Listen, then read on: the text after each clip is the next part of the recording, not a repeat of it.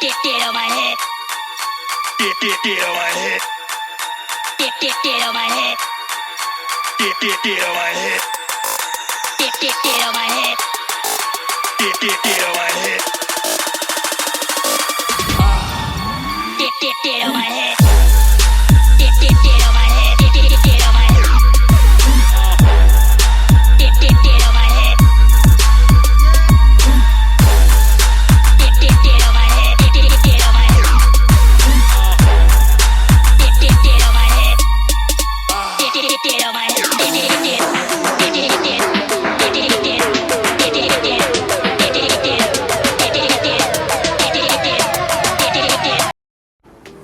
Traders നമ്മളുടെ trade running ആണ്. ഞാൻ ആ ട്രേഡ് എടുത്ത ലോജിക്കും കൂടി ജസ്റ്റ് ഒന്ന് എക്സ്പ്ലെയിൻ ചെയ്യാമെന്ന് വിചാരിക്കുന്നു. വളരെ സിമ്പിൾ ലോജിക്കിലാണ് നമ്മൾ എടുത്തത്. നമ്മൾ സാധാ വയ്ക്കുന്ന പോലെ തന്നെ ഒരു 1:3 എന്നുള്ളൊരു റിസ്ക് റിവാർഡ് റേഷ്യോയും കൂടിയാണ് വച്ചിരിക്കുന്നത്. ഇപ്പോൾ നമ്മൾ ജസ്റ്റ് ട്രേഡ് അടിച്ച് കുറച്ച് സമയമായുള്ളൂ. ഞാൻ എക്സിക്യൂട്ട് ചെയ്ത് വന്നപ്പോഴത്തേക്കും കുറച്ച് മേളിലായിപ്പോയി. ഒരു ഡൗൺ മൊമെൻറ്റം തന്നെയാണ് ഞാൻ ഇവിടുന്ന് പ്രതീക്ഷിക്കുന്നത്. പക്ഷേ ടൈം ഇച്ചിരി വൈകിപ്പോയതുകൊണ്ട് എനിക്ക് ഫസ്റ്റിലത്തെ ട്രേഡ് കിട്ടിയില്ല, ആദ്യത്തെ ട്രേഡ് കിട്ടിയില്ല. നമ്മൾ സാധാരണ എടുക്കുന്ന പോലെ ഈ ഒരു പോർഷൻ എത്തി. പക്ഷേ ഇവിടെ ഒരു 11 മണിയോടടുത്തായി മാർക്കറ്റ്. ഏകദേശം ചെറിയൊരു പ്രോഫിറ്റ് എന്ന് പറയുമ്പോൾ നമ്മളുടെ കോസ്റ്റൽ റണ്ണിങ് ആണ്. അത് നമുക്ക് ഏതായാലും ഒന്ന് വെയിറ്റ് ചെയ്യാം. ട്രേഡ് എടുക്കാനുള്ള റീസൺ വളരെ വളരെ സിമ്പിളാണ്. രാവിലെ തന്നെ മാർക്കറ്റ് ഓപ്പണായി താഴത്തേക്കൊരു ഡൗൺ മൊമെൻ്റ് ആയിരുന്നു. നമ്മൾ ഈ ഒരു ക്യാൻഡിൽ കണ്ടോ, ആ റെഡ് ക്യാൻഡിൽ ഇവിടെ നിന്ന് വച്ച് ഞാൻ റെഡിയായി വന്നപ്പോഴത്തേക്കും മാർക്കറ്റ് പെട്ടെന്ന് നല്ലൊരു ഫോളോ താഴത്തേക്ക് കിട്ടി. അപ്പം നമുക്ക് അവിടെ നിന്ന് എൻട്രി എടുക്കാൻ പറ്റിയില്ല. ഇവിടെ നമ്മൾ അതിൻ്റെ തൊട്ട് മുന്നേ നമുക്ക് നമ്മളുടെ ട്രേഡ് ഒരു 100% ബുക്ക് ചെയ്യാവുന്നതായിരുന്നു 100 പോയിൻറ്റ്സിൽ. പക്ഷേ നമുക്ക് കിട്ടിയില്ല. Okay fine.